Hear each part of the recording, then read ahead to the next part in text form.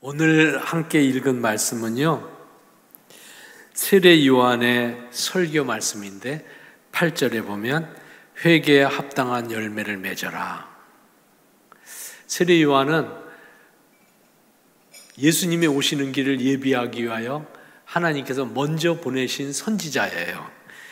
그분이 광야에서 말씀을 전할 적에 유대인들이 무수한 사람들이 모여들었습니다. 회개하라, 천국이 가까웠다 하고 외쳤는데, 그때 오늘 성경 말씀에 보니까 바리새인과 사두개인도 왔다 그럽니다.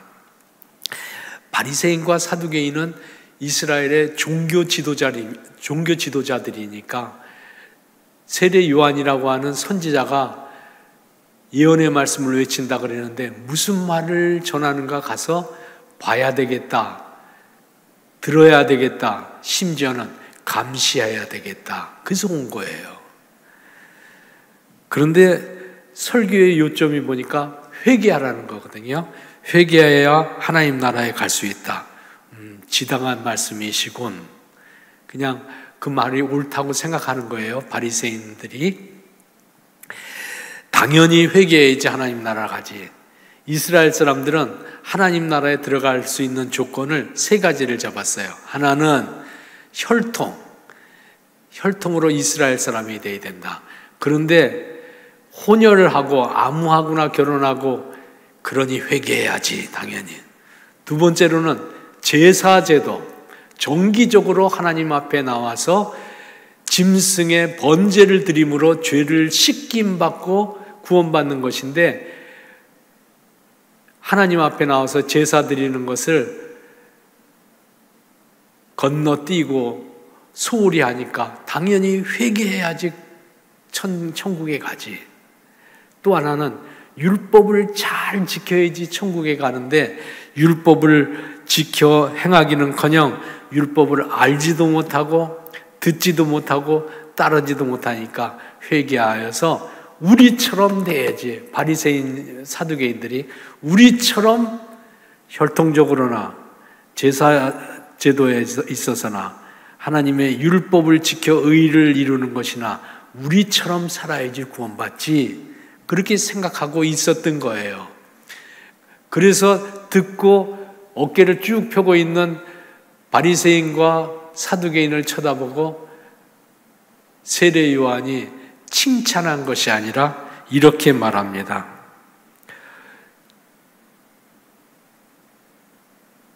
독사의 자식들아, 7절이죠. 당당하고 자신 있는 그들에게 속으로는 나는 토색도 안 하고 음행도 안 하고 남의 것 빼앗기도 아니하고 우리는 불의하지도 아니하고 일주일에 2번씩 금식하고 기도하는 일을 쉬지 아니하는 사람이다. 자신감을 가진 그들에게 독사의 자식들, 질책하고, 그리고 오늘 한 말이에요. 회개에 합당한 열매를 맺지 아니하고 임박한 진노를 피할 수 있을 것이라고 생각지 말라. 말로만 하나님의 백성이라고 하고 겉모습만 신앙인인 채 하고 형식주의적인 신앙, 쭉정이 신앙을 갖고 있으면서 우리같이 신앙생활하면 된다고 남을 가르치는 너희여, 꺼지지 않는 불에 던져질 것이다 하고 불같이 책망하시는 거예요. 불같이 책망. 오늘날 우리식으로 표현하면 이런 거죠. 나는 조상적부터 예수를 믿었고 예배당에 한 번도 예배 빠진 적이 없으며 율법에 어긋난 짓을 하나도 행한 적이 없습니다. 나 의롭지요? 이러면 신앙생활 잘하죠? 하고 자만을 하고 있는 우리에게 하나님께서는 세례 요한을 통해서 질책하는 거예요. 물론 그렇게 하는 거 잘한 거예요. 예배 안 빠지고 모태신앙이고 불의한 일 안 한 거 참 잘한 일이에요. 그거를 책망하는 게 아닙니다. 예수님도 바리새인을 책망할 적에 무엇이든지 그들이 말하는 바는 지키되 그들이 하는 행위는 본받지 말라. 말은 다 옳다 그런 거예요. 말은 다 옳다. 겉모습은 다 옳다. 그러나 행동을 안 한다. 겉과 속이 다르다. 그것을 책망하시는 거죠. 하나님은 세례 요한을 통해서 우리에게도 형식주의 신앙생활을 버리고 열매 맺는 신앙생활을 해라 하고 말합니다. 언제? 지금. 도끼가 나무 뿌리에 닿았으니 메시아가 곧 오니 끝날이 가까우니 오늘 지금 쭉정이 신앙은 이제 버리고 알곡 신앙, 알맹이 신앙을 가진 사람 되라. 이렇게 말씀하는 것입니다. 그러면 어떻게 하는 것이 회개에 합당한 열매, 온전한 믿음의 열매를 맺는 그리스도인이 되는 길이겠습니까? 혈통을 자랑하지 말라 그래요. 혈통을. 우리의 과거를 자랑하지 말라는 거예요. 아브라함이 우리 조상이라고 말하지 말라. 아브라함이 조상인 것은 자랑할 만한 일이죠. 그러나 하나님은 이 돌들로도 아브라함의 자손이 되게 할 수 있다. 아무것도 아닌 사람들, 저 돌조각도, 돌같이 딱딱한 마음을 가진 사람들, 죄인들, 이방인들이라도 하나님은 변화시켜서 그들로 아브라함의 자손이 되게 하고 하나님의 친백성으로서 하늘에 속한 사람들, 참 믿음의 사람으로 하나님은 만들 수 있다. 자만하지 말아라. 그러면 어떻게 신앙생활하면 됩니까? 8절의 말씀 요절이라 그랬잖아요. 회개에 합당한 열매를 맺으라. 두 가지예요. 하나는 회개고요. 하나는 열매입니다. 열매. 회개라는 것은 지나간 날들로부터 돌아서서 나 이제 하나님을 믿겠습니다. 돌아서는 게 회개입니다. 그때 세례 받습니다. 물세례. 세례 요한이 물세례를 준 거예요. 예수 믿기 시작하는 것이 물세례입니다. 그게 귀한 일입니다. 새 생명이 탄생되는 일이고 새로운 출발이니까 귀한 일이에요. 근데 거기서 끝나면 안 된다. 물세례 받는 사람들, 하나님의 자녀된 사람들에게 하나님께서는 이제 메시아가 오셔서 성령의 세례를 줄 텐데 돌아선 사람이 성령의 인도를 따라서 나아가는 것입니다. 주를 따라서 나아가는 것입니다. 주님이 인도하시는 길로 나아가는 것입니다. 그게 성령 세례이고 그렇게 나아가는 동안에 그는 껍데기만 그리스도인이 된 것이 아니라 알곡이 차곡차곡 쌓여져서 알곡 신앙인이 된다. 그런 말씀입니다. 하나님께서는 성령을 우리에게 보내주셔서 죄된 생활을 씻어버리고 불태워버리고 우리 곁에 계셔서 인도해 주셔서 과거에 내가 내 삶의 주인이고 왕되고 내가 내 생각대로 살았던 삶을 돌이켜서 주님이 왕 되시고 주님이 주인 되시고 주님이 인도해 주시는 대로 걸어가는 동안에 우리는 어느새 알맹이 가득한 신앙인으로 하나님이 만들어 주신다. 알곡 신자 되게 해 주신다. 그런 약속의 말씀이죠.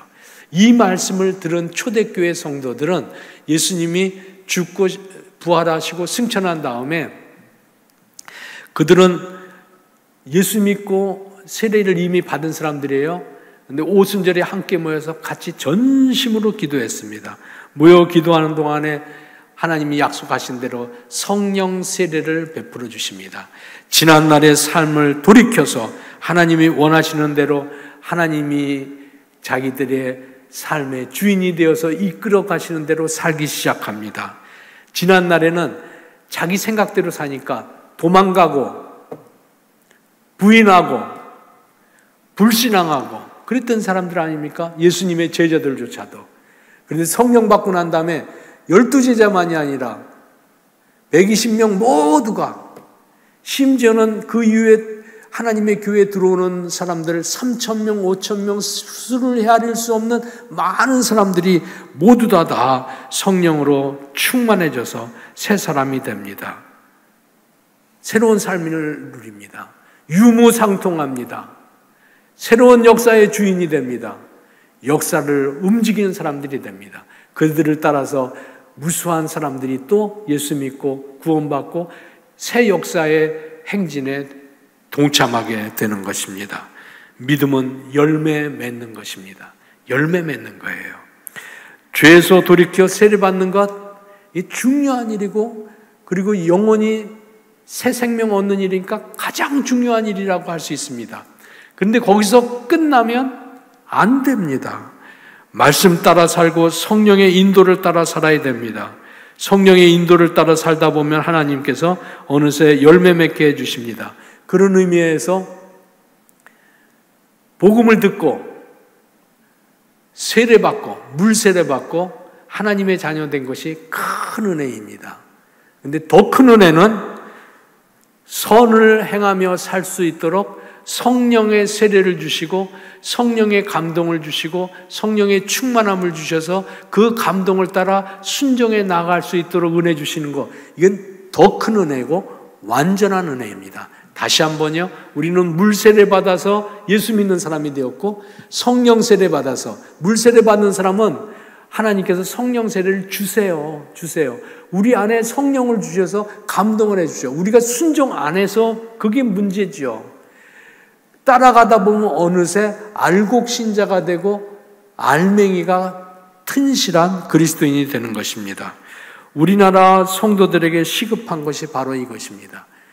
회개하고 예수 믿었어요. 하나님 자녀 되었어요. 잘한 것입니다.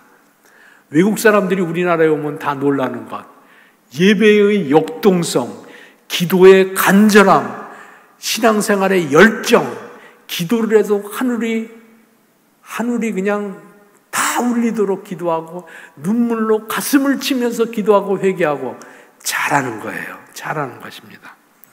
그런데 거기서 끝나면 안 되는 거예요. 거기서 끝나면 오늘 성경 말씀대로 쭉정이에요. 쭉정이 껍데기만 있는 거예요. 물론 처음에는 다 낫가리 가보세요. 벼가 알맹이 맺을 때 보면 껍데기만 있어요. 그런데 시간이 지나가면 알맹이가 꽉 들어서 그게 좋은 쌀로 우리의 양식이 되는 거 아닙니까? 껍데기만 있는 신앙생활로 일생을 가면 안 된다는 것입니다. 하나님은 세례 요한을 통하여 두 번째 그리스도인의 삶, 그것은 성령에게 붙잡혀 사는 삶, 그리스도인다운 행동을 하는 삶, 알맹이를 채우는 삶, 그때 우리는 온전한 그리스도의 제자가 되는 것이다 하고 말씀하는 거죠. 이런 일이 있었다 그럽니다. 유럽에 가면 크로아티아라고 하는 작은 나라가 있는데요. 크로아티아에 기독교 국가예요. 크로아티아에 스테판이라고 하는 남편이 있었는데 예수를 믿는 사람인데도 전 국민이 다 예수 믿는 사람들이니까 예수를 믿는 사람인데도 포악하고 술 취하고 그때마다 폭력을 행하고 아내에게 험한 짓하고 못된 짓하고 그랬던 남편이 있었다 그럽니다. 그런데 아내가 그렇게 괴로움을 당하는데도 아내는 2단계 그리스도인이야. 이 사람은 1단계 그리스도인, 물세례만 받은 사람이지. 아내는 2단계 그리스도인이었던 것 같아. 아내 이름이 릴리였다고 하는데 천사 같은 거예요. 근데도 그거 다 받아주고 기도하고 언젠가 우리 남편도 바뀌어질 것이다. 그런데 남편이 신장이 다 망가져서 죽게 됐답니다. 신장이 못 쓰게 되고 이제 위태롭게 된 거예요. 신장 이식을 아내가 해줍니다. 신장 이식을 해주고 이제 다 건강해서 남편 스테반이 퇴원을 하였습니다. 근데 놀라운 일이 벌어졌습니다. 남편이 아내하고 똑같아진 거예요. 아내하고. 왜 똑같아진 걸까요? 신장을 바꿔 껴놔가지고 그래가지고 사람도 바뀌었겠습니까? 그럴 수 있는지는 나는 의학적으로는 잘 모르겠어요. 신장이 바뀌어져서 아내의 것을 가져다 끼워놔가지고 사람이 바뀌었는지 모르겠는데 아마 그러진 않을 거예요. 이 사람이 신장 이식 수술을 하고 가만히 생각해 보니까 나도 예수 믿는 사람인데 나 같은 죄인에게 하나님이 오래 참으셔서 천사 같은 아내를 보내주셔서 나로 하여금 새로 살 기회를 주셨는데 신장 이식해서 새로 살 기회를 주셨을 뿐만 아니라 하나님께서 다시 한번 인생을 살아보라고 기회 주셨다. 이게 성령의 감동이에요. 성령의 충만함이죠. 이게 성령의 세례예요. 성령 세례, 성령 충만함이라는 것은 성령이 덮으셨다는 뜻이에요. 온전히 덮으셨다. 24시간 365일 성령에게 덮여서 성령이 이끌어가는 대로 가고, 성령이 생각 주시는 대로 생각하고, 성령이 감동 주시는 대로 하고, 성령이 감동 주시는데 거역하면 너무 불편해서 못 견디는 거예요. 그래서 성령이 감동 주시는 대로 가는 거죠. 성령 세례 받은 사람이 된 거예요. 그러니까 기도하다 성령 받은 것이 아니라 이 사람은 수술하고 수술대에서 치유받는 동안에 성령의 감동에 순종하는 사람으로 바뀐 거예요. 변화된 사람이 된 거죠. 아내 덕분에 참 믿음의 사람이 된 것이죠. 믿음으로 사는 것은 열매 맺으며 사는 것입니다. 회개하고 세례받고 구원받는 것이 끝이 아니고, 그게 끝이 아닙니다. 그게 끝이라고 생각하는 사람들을 일컬어 구원파라고 그럽니다. 구원파. 예수 믿는 사람들 중에도 이런 사람이 놀랍게 많다는 거예요. 구원파식 신앙생활하면 안 됩니다. 이단입니다. 2000년 교회사의 모든 이단들은 구원파입니다. 구원파. 나 믿어서 구원받았으니 이제는 됐다. 아무렇게나 살아도 천국 간다. 내가 무슨 짓을 해도 하나님은 내 구원을 회수하지 않으신다. 하나님을 이용하는 거죠. 거짓입니다. 만약 내 믿음이 진실이고 내가 세례받고 하나님을 믿겠다고, 예수님을 내 구주라고 고백한 것이 본심에서 나온 것이라고 하면 당연히 하나님께서는 그 믿음이 진실이라고 하면 성령을 충만하게 베풀어 주시고 성령의 세례를 주시고, 그로 하여금 한 걸음 한 걸음씩 성령의 감동에 순종해서 알곡으로 바뀌어지도록 역사해 주십니다. 구원파 신앙을 하시면 안 됩니다. 예수 믿고 구원받은 게 감사하죠. 그 다음에는 구원받았으니까 됐다가 아니고, 나 이제 구원받았으니까 크로아티아의 저 남편처럼 이제는 나는 다시 살아야 돼. 새롭게 살아야 돼. 남편답게 살아야 돼. 그리스도인답게 살아야 돼. 그것이 당연히 옳은 성령의 인도하심이라는 거예요. 성령의 인도를 따라 사는 성령 충만한 사람, 24시간 365일 어느 자리에 있든지, 많은 사람과 함께 예배당에 있든지 혼자 어느 산속에 있든지 간에 성령님과 교제하고 성령님의 이끌어가는 대로 사셔서 열매 맺는 그리스도인, 하나님이 기뻐하시는 그리스도인, 하나님이 사용하시는 그리스도인, 하나님이 영광 받으시는 성도 되기를 주의 이름으로 부탁합니다. 도끼가 나무 뿌리에 놓였다고 10절에서 말합니다. 메시아가 오신다는 뜻입니다. 심판이 가깝다는 말씀입니다. 곧 주님 앞에 선다는 뜻입니다. 사랑하는 여러분, 우리 생애가 곧 끝난다고 하면 오늘 우리는 어떻게 사는 것이 옳겠습니까? 내일이라도 내 생애의 끝이 온다고 하면, 우리는 종말론적으로 사는 사람들이니까요. 끝이 온다고 하면 무엇이 제일 후회스럽겠습니까? 후회스러운 일을 지금 제거하면 되니까. 뭘가 제일 후회스러울까요? 높은 사람 못된 것 후회될까요? 율법 박사가 못된 것 후회될까요? 아마 후회되는 것은 이런 것일 것입니다. 더 사랑하면서 살 걸, 더 행복하고 기쁘게 살 걸, 더 따뜻하게 하고 가깝게 하고 손잡고 화평을 누릴 것, 그걸 왜 못했을까?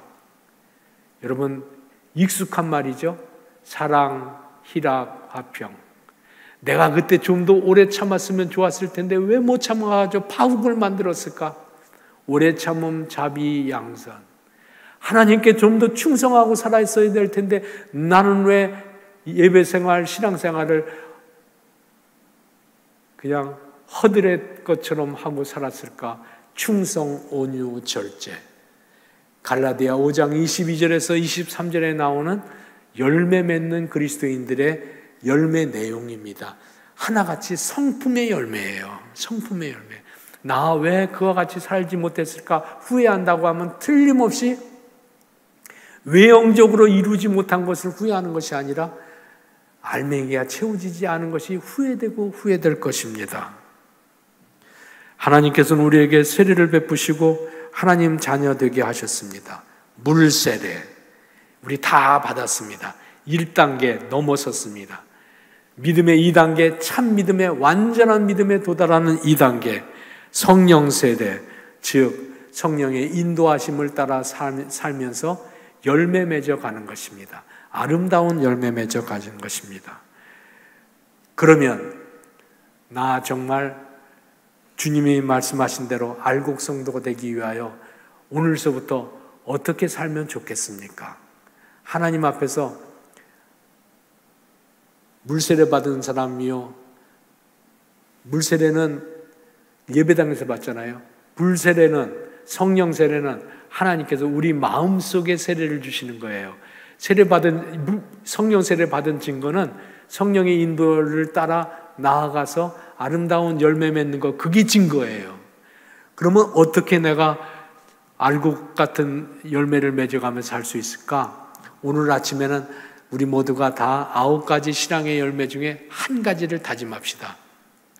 성령의 열매는 마치 순환 버스와 같아서 어디서 타더라도 뺑 돌면 9가지를 다 열고 알곡 같은 신앙생활을 우리가 다 할 수 있는 거예요.